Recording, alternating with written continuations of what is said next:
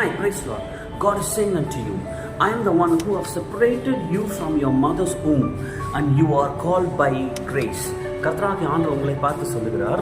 கலாத்தியருக்கு எழுதின நிருபம் 1:15 தான் எழுதப்பட்டிருக்கு. ஆமென்.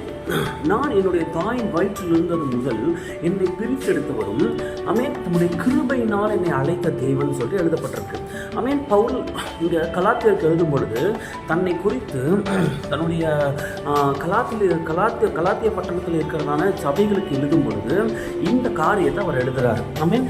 கர்த்தர் தான் என்னை பிரித்தெடுத்தார், கர்த்தர் தான் என் தாயின் கருவில் என்னை தெரிந்து கொண்டாரு, கர்த்தர் தான் என்னை அழைத்தாரு, அவருடைய கிருபையினால இந்த அழைப்பை நான் பெற்றிருக்கிறேன்னு சொல்லிட்டு அவர் முழு நிச்சயமா நம்புறவராக காணப்பட்டார். உங்களுடைய வாழ்க்கையில கர்த்தர் ஒரு பிளான் வச்சு உங்களை அழைச்சிருக்கிறாரு, ஒரு பர்பஸ் வச்சு அழைச்சிருக்கிறாரு.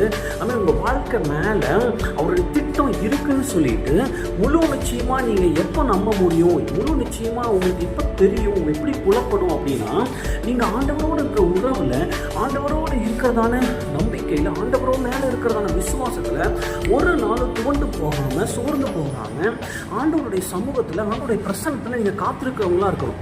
ஐ மீன், உங்களுடைய வாழ்க்கையில தேவ பிரசன்னத்தையும், தேவனோடய இருக்கிறதான உறவையும், தேவனோடு இருக்கிறதான அந்த ஐக்கியத்தையும், அவர் மேல இருக்கிறதான நம்பிக்கையும், அவர் மேல இருக்கிறதான விசுவாசத்தையும் எப்பப்பெல்லாம் எந்தெந்த சின்ன சின்ன காரியங்களுக்கோ, பெரிய பெரிய பிரச்சனைக்கோ நீங்க எது பெரிய பிரச்சனை நினைச்சிருக்கீங்களோ அது பெரிய பிரச்சனையே கிடையாது. ஆக்சுவலா அந்த பிரச்சனை நிமித்தமாக கர்த்தரோடு உள்ள உறவை நீங்க துண்டிக்கும்படியாக, ஆண்டவர் மேல இருக்கிறதான நம்பிக்கையை நீங்க அற்றுப்போகும்படியாக, என்னதான் ஆண்டவர் நான் தேடினாலும் எனக்கு இது கிடைக்கல, எவ்வளோ வருஷம் நான் வெயிட் பண்ணுறது, நான் கடவுள் எனக்கு இதை செய்யலை, அப்போ கடவுள் இப்படி தான் செய்வார் அப்படின்னு சொல்லிட்டு உங்களை அறியாமையே உங்களுடைய நாவில் நீங்கள் ஆண்டவரோடு இருக்கிறதான ரிலேஷன்ஷிப்பை, ஆண்டவரோடு இருக்கிறதான ஐக்கியத்தை, ஆண்டவர் மேலே இருக்கிறதான விசுவாசத்தை, ஆமீன், நீங்கள் டிஸ்கிரிமினேட்டோ இல்லை நீங்கள் அதை தவறாக பேசக்கூடிய சூழ்நிலைகளுக்குள்ள நீங்கள் தள்ளப்பட்டு நீங்கள் தவறாகவும் பேசிடுவீங்க.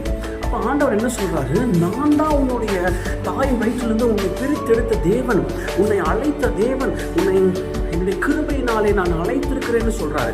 ஆமென். ஒரு ஜட்ஜு முன்னாடி நாம தேவையில்லாத காரியங்களை பேசுவோமா? ஒரு உலகத்திற்கு அதிகாரிகள் முன்னாடி நாம தேவையில்லாத காரியங்களை பேசுவோமா? அப்படி இருக்கும் பொழுது அந்த சராசரங்களையும் படைத்து அவருடைய அதிகாரங்களை தன்னுடைய கரத்துக்குள்ளாக அடைத்து வைத்திருக்கிற தேவனுக்கு முன்பாக நாம் அப்படி பேசக்கூடாது. அப்படி பேசியிருந்தோம் அப்படின்னா ஒரு விஷயம், ஆண்டவரை என்னை மன்னிங்க, எனக்கான பர்பஸையும், எனக்கான பிளானையும், என்னுடைய வாழ்க்கை மேலே திட்டத்தை எனக்கு வெளிப்படுத்துங்க, அதன்படி என்னை நடத்துங்கன்னு சொல்லிட்டு நீங்கள் எப்போ ஹம்பிளா ஆண்டவர்கிட்ட நீங்கள் அப்ரோச் பண்ணுறீங்களோ, when you approach God, I mean, go with humbleness.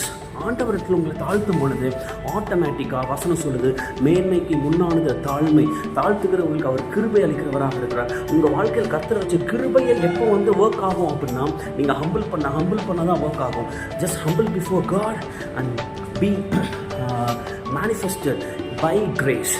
You are called by grace. Amen.